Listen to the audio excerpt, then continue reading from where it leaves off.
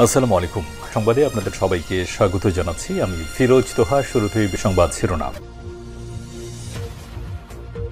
পুরোদমে Iran Israel Hezbollah যুদ্ধ চলছে, আর এই মুহূর্তে আমাদের হাতে এসেছে ভয়ঙ্কর কিছু গুরুত্বপূর্ণ আপডেট সংবাদ। শুরুতেই জানাবো, যুক্তরাষ্ট্রের নবনির্বাচিত প্রেসিডেন্ট ডোনাল্ড ট্রাম্পের বিরুদ্ধে বড় বিক্ষোভ।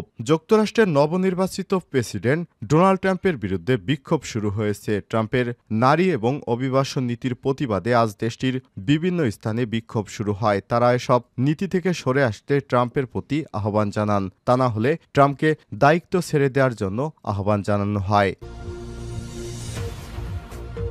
এরপর জানাবো, বাইডেনের সঙ্গে বৈঠক করবেন ইসরায়েলের প্রেসিডেন্ট। মার্কিন প্রেসিডেন্ট জো বাইডেনের সঙ্গে সাক্ষাৎ করবেন ইসরায়েলের প্রেসিডেন্ট আইজ্যাক হারজোগ। স্থানীয় সময় আগামী মঙ্গলবার 12 নভেম্বর হোয়াইট হাউসে তাদের মিলিত হওয়ার কথা রয়েছে, খবর টাইমস অফ ইসরায়েলের। এদিকে গাজা ও লেবাননে ইসরায়েলি হামলা নিয়ে আলোচনায় সৌদি আরব এবং মুসলিম নেতারা। গাজা ও লেবাননে ইসরায়েলি হামলার বিষয়ে আলোচনা করতে সৌদি আরবে আজ পৌঁছেছে এবং এক সম্মেলনের আয়োজন করা হয়েছে। এতে যোগ দিতে আরব ও মুসলিম বিশ্বের নেতারা সৌদি আরব গেছেন। দেশটির রাষ্ট্রীয় মিডিয়ার খবরে সব তথ্য জানানো হয়েছে, খবর আল আরাবিয়ার। এবারে জানাবো, ভারতের জম্মু কাশ্মীরে স্বাধীনতাকামীদের সঙ্গে তুমুল সংঘর্ষ, ভারতীয় সেনা নিহত। ভারত শাসিত জম্মু কাশ্মীরে স্বাধীনতাকামীদের সঙ্গে ভারতীয় সেনাবাহিনীর সদস্যদের তুমুল সংঘর্ষ ও বন্দুকযুদ্ধ হয়েছে। এই ঘটনায় ভারতের সেনাবাহিনীর এক সদস্য নিহত হয়েছেন। এছাড়াও আহত হয়েছে আরও 3 সেনা সদস্য।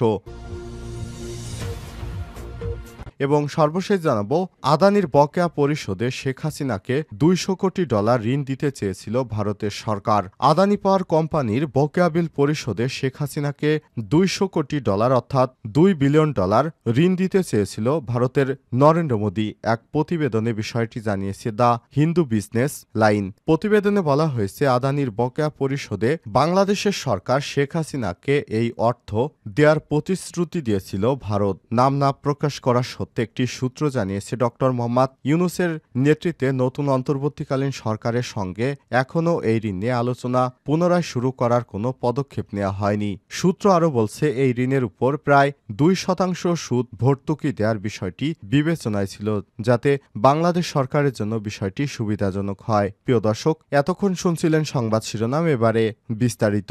তবে তার আগে বন্ধুরা, অনুরোধ থাকবে সংবাদটিতে একটি লাইক দিন। এই চ্যানেলে আপনি নতুন হয়ে থাকলে আমাদের সংবাদটি দেখতে দেখতে চ্যানেলটি সাবস্ক্রাইব করে রাখুন। কমেন্ট করে বন্ধুরা আপনার মূল্যবান মতামত জানিয়ে দিন আপনি বিশ্বের কোন দেশ থেকে বা বাংলাদেশের কোন স্থান থেকে আমাদের সংবাদটি দেখছেন এবং শুনছেন। আর আপনি যদি গাজা যুদ্ধে নিরীহ ফিলিস্তিনি ও লেবাননদের ভালোবেসে থাকেন বন্ধুরা, কমেন্টে ইয়েস লিখে বিশ্ববাসীকে জানিয়ে দিন। এবারে বিস্তারিত। ট্রাম্পের বিরুদ্ধে বড় বিক্ষোভ। যুক্তরাষ্ট্রের নবনির্বাচিত প্রেসিডেন্ট ডোনাল্ড ট্রাম্পের বিরুদ্ধে বিক্ষোভ হয়েছে যুক্তরাষ্ট্রে। ট্রাম্পের নারী এবং অভিবাসন নীতির প্রতিবাদে দেশটির বিভিন্ন অঙ্গরাজ্যে বিক্ষোভ হয়। তারা এসব নীতি থেকে সরে আসতে ট্রাম্পের প্রতি আহ্বান জানান। তা না হলে ট্রাম্পকে দায়িত্ব ছেড়ে দেওয়ার আহ্বান জানানো হয়। নারীদের প্রজনন অধিকার নিয়ে হুমকি তৈরি হয় এবং প্রেসিডেন্ট হিসেবে দায়িত্ব গ্রহণের পরপরই যুক্তরাষ্ট্র থেকে গণহত্যার গণহারে অভিবাসীদের বের করে দেয়া ডোনাল্ড ট্রাম্পের অঙ্গীকারের প্রেক্ষাপটে এই বিক্ষোভ হয়। বিক্ষোভে অংশ নিতে নিউ ইয়র্ক ও সিয়াটল সহ অন্যান্য শহরে রাস্তায় নেমে আসে হাজার হাজার মানুষ। নিউ ইয়র্কে অংশ নেয়া বিক্ষোভকারীদের মধ্যে ছিলেন অ্যাডভোকেসি গ্রুপের কর্মীরাও। তারা কর্মীদের অধিকার এবং অভিবাসনের বিষয়ে ন্যায় বিচার আশ্রয় নেয়ার দাবি জানান। তারা অভিবাসীদের তাড়ানো বন্ধ করার আহ্বান জানান। উল্লেখ্য, সম্প্রতি জানা গেছে ট্রাম্পের মিত্ররা এবং কিছু বেসরকারি কোম্পানি অভিবাসীদের তাড়াতে নানারকম পরিকল্পনা সাজাচ্ছে। বাইডেনের সঙ্গে বৈঠক করবেন ইসরায়েলের প্রেসিডেন্ট। মার্কিন প্রেসিডেন্ট জো বাইডেনের সঙ্গে সাক্ষাৎ করবেন ইসরায়েলের প্রেসিডেন্ট আইজ্যাক হারজোগ। স্থানীয় সময় আগামীকাল মঙ্গলবার 12 নভেম্বর হোয়াইট হাউসে তাদের মিলিত হওয়ার কথা রয়েছে, খবর টাইমস অফ ইসরায়েলের। বাইডেনের শেষ 3 মাসের কার্যকালের সময় লেবানন এবং গাজা যুদ্ধের অবসান ঘটাতে কূটনৈতিক চাপের মধ্যে এই বৈঠক অনুষ্ঠিত হতে যাচ্ছে। 2021 সালের জানুয়ারিতে মার্কিন প্রেসিডেন্ট হিসেবে হোয়াইট হাউসে প্রবেশের পর এটি বাইডেনের সঙ্গে হারজোগের দ্বিতীয় বৈঠক। বর্তমানে ইহুদি ফেডারেশন 2024-এর সাধারণ অধিবেশন ভাষণ দিতে গিয়ে হারজোগ যুক্তরাষ্ট্রে অবস্থান করছেন। এদিকে ইসরায়েলের প্রধানমন্ত্রী বেঞ্জামিন নেতানিয়াহু বলেছেন, তিনি ইসরায়েল ও মার্কিন যুক্তরাষ্ট্রের মধ্যে শক্তিশালী জোটকে শক্ত করার লক্ষ্যে গত কয়েক দিনে নবনির্বাচিত মার্কিন প্রেসিডেন্ট ডোনাল্ড ট্রাম্পের সঙ্গে অন্তত 3 বার কথা বলেছেন। এক বিবৃতিতে নেতানিয়াহু বলেন, এগুলো ভালো এবং অত্যন্ত গুরুত্বপূর্ণ কথোপকথন ছিল। আমরা ইরানের সব ধরনের হুমকি এবং এ দ্বারা সৃষ্ট বিপদের দিকে চোখ রাখছি। গাজা ও লেবাননে ইসরায়েলি হামলা নিয়ে আলোচনায় সৌদিতে আরব মুসলিম নেতারা।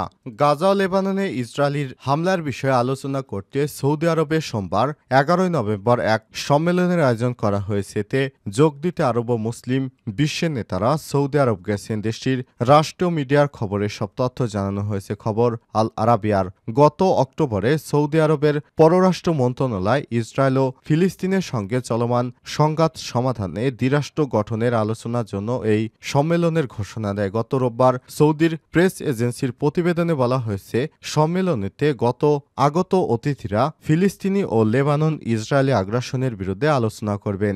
1 বছর পর একই ধরনের সম্মেলনের আয়োজন করছে সৌদি আরব। কায়রো ভিত্তিক আরব লীগ এবং জেদ্দা ভিত্তিক ইসলামিক কর্পোরেশন অর্গানাইজেশন ওআইসি এর নেতারা এতে যোগ দেবেন। গত বছর একই ধরনের সম্মেলনে যোগ দিতে সব নেতারা ইসরায়েলি হামলাকে বর্বর হিসেবে মন্তব্য করেছিলেন। গত বছরের 7 অক্টোবর ইসরায়েলে হামলা চালায় হামাস। এতে 1200 জন দখলদার ইসরায়েলি বাহিনী নিহত হয় এবং 250 জনকে জিম্মি করে নিয়ে যায় ফিলিস্তিনের স্বাধীনতাকামী সংগঠনটি। পরে হামাসের হামলার জবাবে গাজায় পাল্টা হামলা শুরু করে ইসরায়েল, যা এখনও চলমান রয়েছে। এই হামলায় এ পর্যন্ত 43,600 ফিলিস্তিনি নিহত হয়েছে। শুধু তাই নয়, যুদ্ধ ছড়িয়ে পড়েছে লেবাননেও।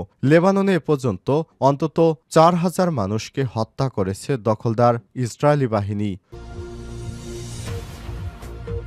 কাশ্মীরে স্বাধীনতাকামীদের সঙ্গে তুমুল সংঘর্ষ, ভারতীয় সেনা নিহত। ভারত শাসিত জম্মু কাশ্মীরে স্বাধীনতাকামীদের সঙ্গে সংঘর্ষে ভারতীয় সেনাবাহিনীর সদস্যদের তুমুল সংঘর্ষ ও বন্দুকযুদ্ধ হয়েছে। এই ঘটনায় ভারতের সেনাবাহিনীর এক সদস্য নিহত হয়েছেন। এছাড়া আহত হয়েছে আরও 3 সেনা সদস্য। সোমবার এক প্রতিবেদনে এসব তথ্য জানিয়েছে ভারতীয় সংবাদ মাধ্যম এনডিটিভি।